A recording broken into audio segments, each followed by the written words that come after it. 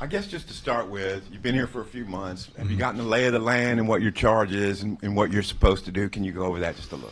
Yeah, the lay of the land, I think, is a little bit much. I'm trying to, the last 2 months, just kind of get my feet wet. I was telling Kyle here that it's the second time I've been down here, seeing the area and didn't really know where the media room was. So that's the biggest thing for me. But coming down to Arkansas, it's been fantastic ever since I stepped foot down here. People have been really, really nice.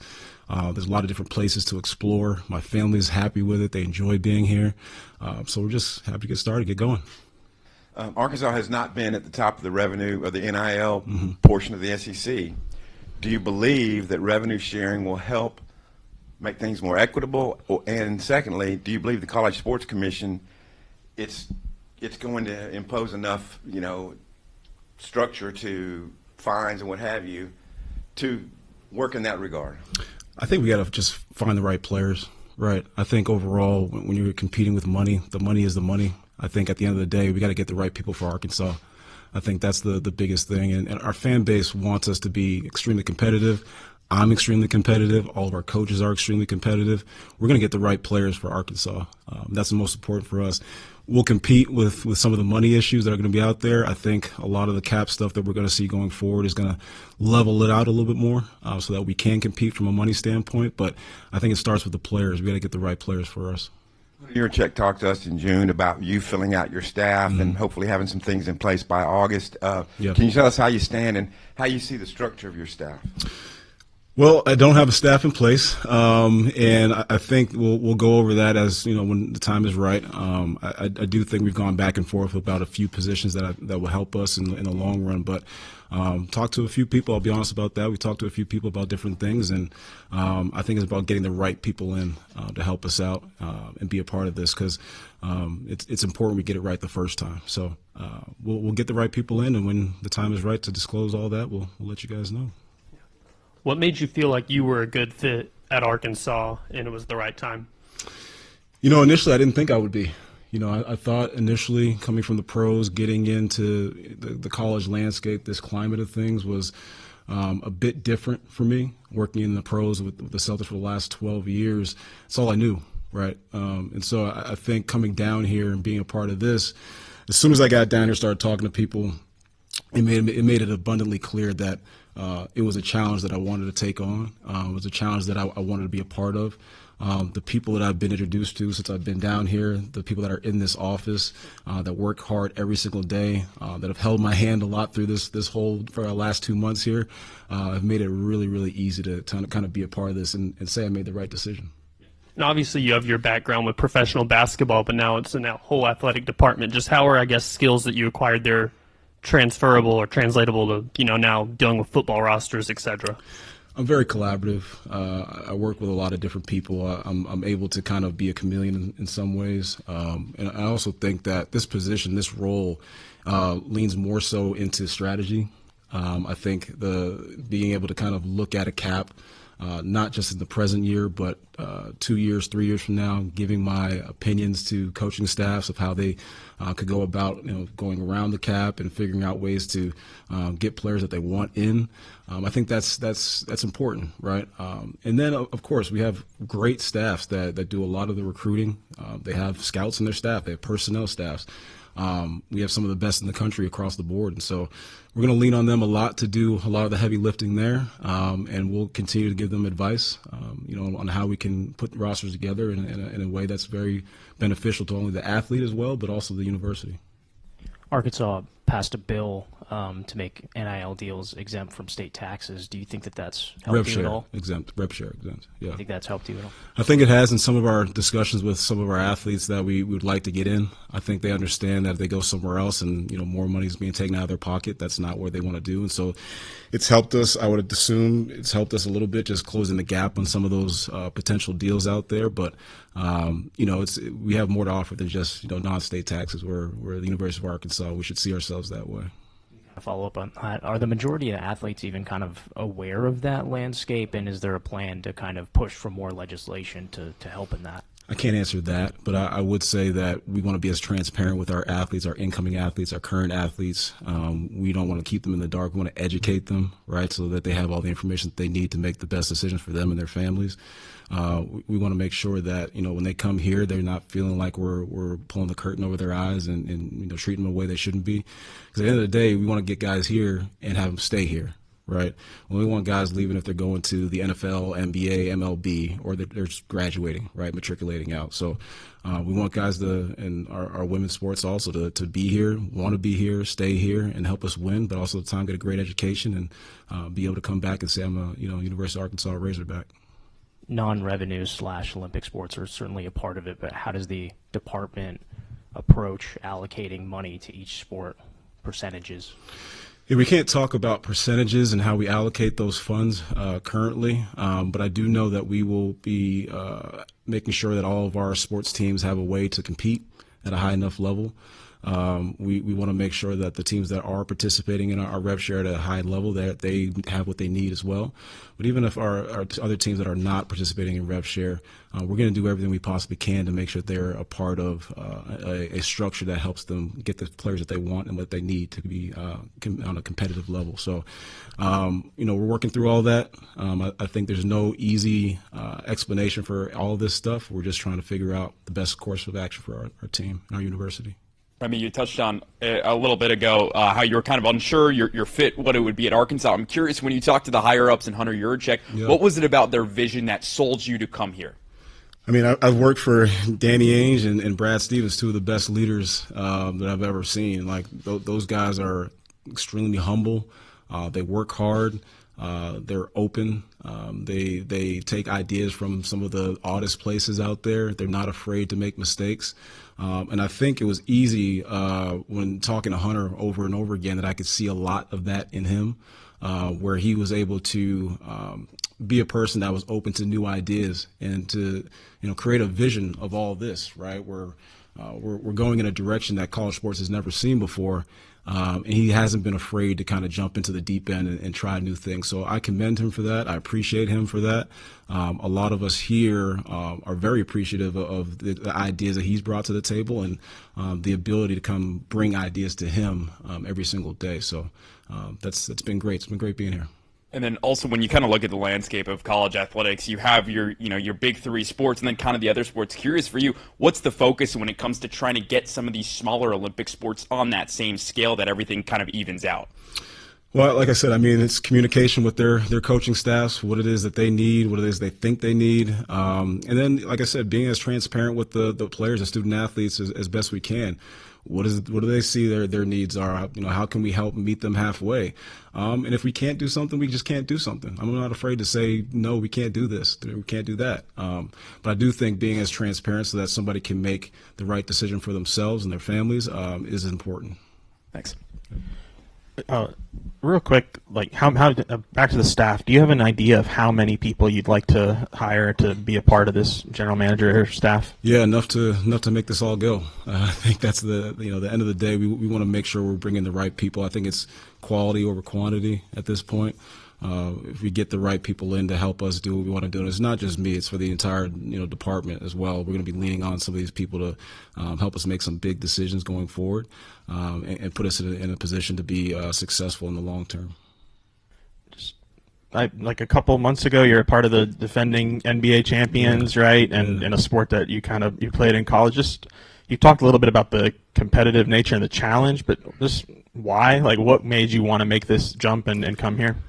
Yeah, I mean, the challenge, I always say that, right? It was just a new challenge that I needed. I mean, you go into that building every single day, and you're grateful to be there, right? I mean, you see all the banners and stuff. We don't hang division banners up there, conference championship banners. We hang NBA championship banners.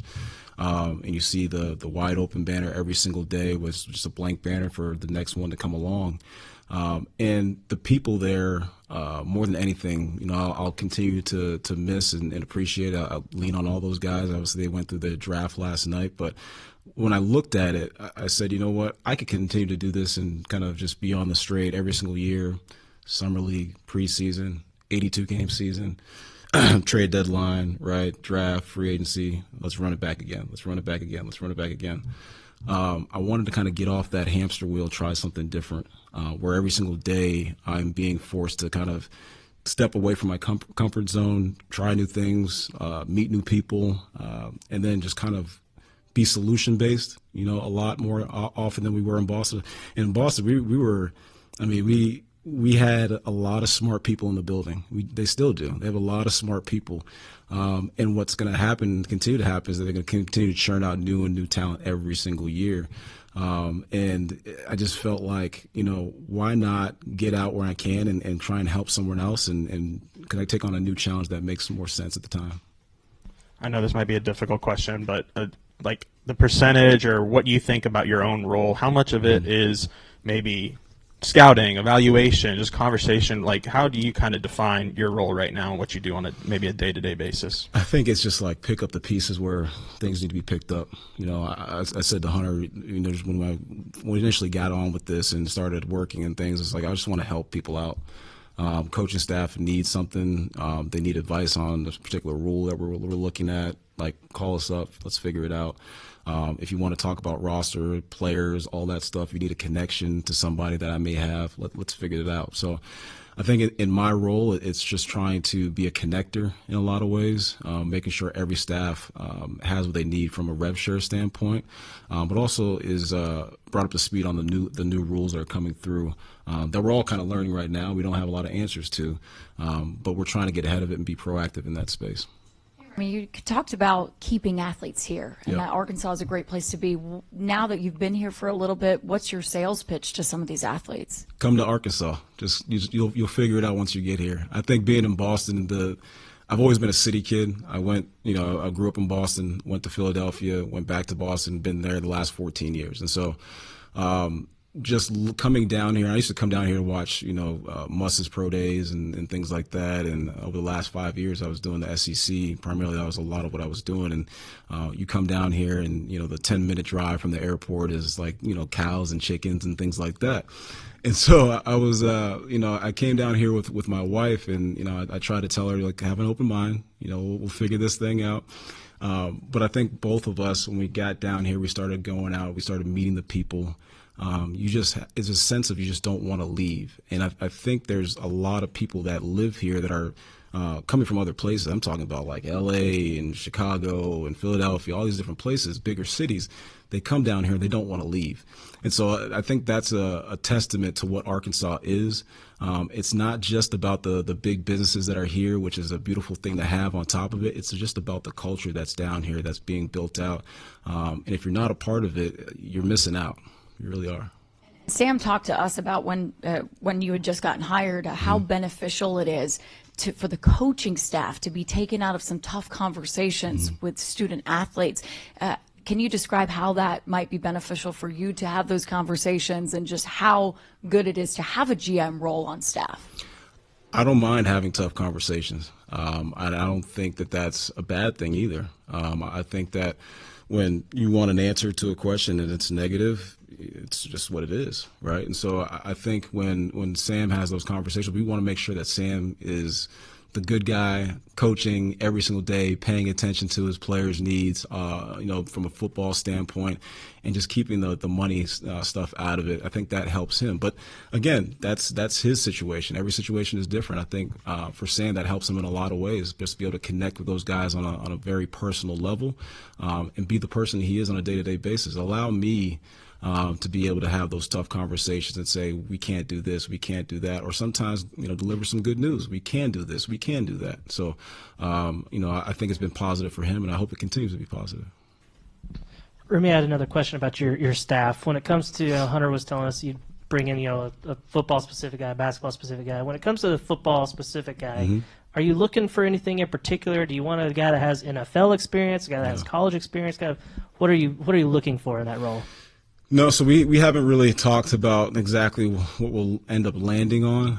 I think that role specifically could be something that we look at a little bit farther down too. I think Hunter alluded to that as well. But I do think there's good people at all different levels that can evaluate talent. It doesn't have to be at the NFL. It could be at the college level. It could be somebody that's just getting out of school and everything, that just puts in the time. And so we'll look at all different angles of how we can get, which I think is going to amount to someone that just can watch a lot of film. and give ideas and opinions and throw some things out there. So we'll figure out that stuff when it comes. But there's a lot of good people out there. If anyone has any ideas, I'm all ears. I was curious for you personally. When did you realize? I mean, obviously you got a background playing basketball. When did you realize you wanted to get into this side of sports stuff? Whether it be at the pro level at the Celtics or this role. I tell people this all the time. I actually wanted to be an agent when I was in college, and then I started working in this business because one thing kind of led to the next. I ended up getting an internship with the Celtics, and I ended up going on in 2013 that fall to kind of be a part of their front office. And I saw what agents have to go through on a day-to-day basis, and kind of being up all night every single night and doing little things for their clients and stuff. You have one client over here, one client over there. You got to fly to that city, be present all the time. So I don't want to live that life and have to work on necessarily commissions and stuff. So once I got onto the sports side of things, the team side of things, it made a lot of sense to me. And I really didn't know what I wanted to do long term, and it became it for me. Every day waking up and you're able to watch sports. That's a dream come true, right? So I think that was, really fun for me, and it kept me on this path, and I want to do it for my life. I really do. Yeah. Assuming you'll be talking with agents and handling negotiations, when you hit an impasse with a kid or an agent on something that they want that you just cannot do, but Sam or Cal wants the kid and has kind of put the edict out there, just get him here. What is that conversation like with them? We got to be open, have honest dialogue, and say, this is going to be a hard situation to get done. We're going to try our best, but we may not get it done because there's some things that are just going to be in the way of us getting it done from a monetary standpoint. But again, it's the coaching staff's vision. Right, whatever they want to get done from that standpoint with their rosters, we're going to try and do everything we possibly can to get it done. I'm personally not necessarily a yes man, but I will give my opinion on certain things, especially as time goes along. And they can have the full autonomy to say yay or nay. That's their vision.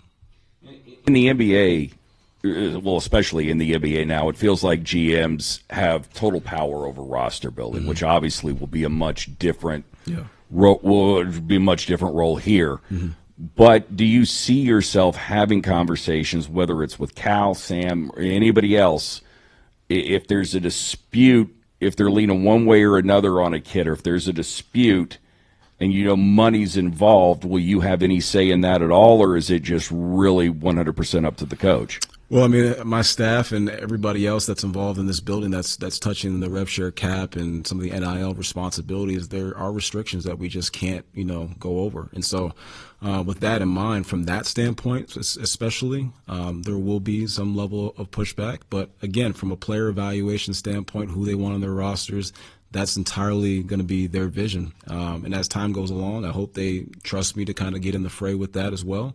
But if not, that's not what this job is necessarily about. It's about the strategy behind how they're putting together their rosters and how they can go from two guys to maybe a third guy on their roster without having to put out as much money to go get them. And so it's the strategic way of doing things as opposed to just the full-on watching film and evaluating talent.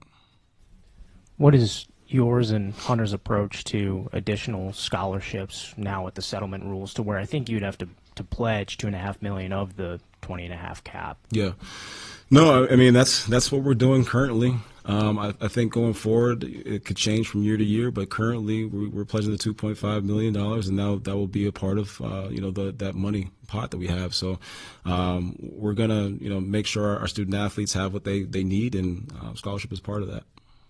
First things on your plate when you got here was transfer portal stuff. We're just kind of curious where the lawsuits against Madden and Desmond James currently stand.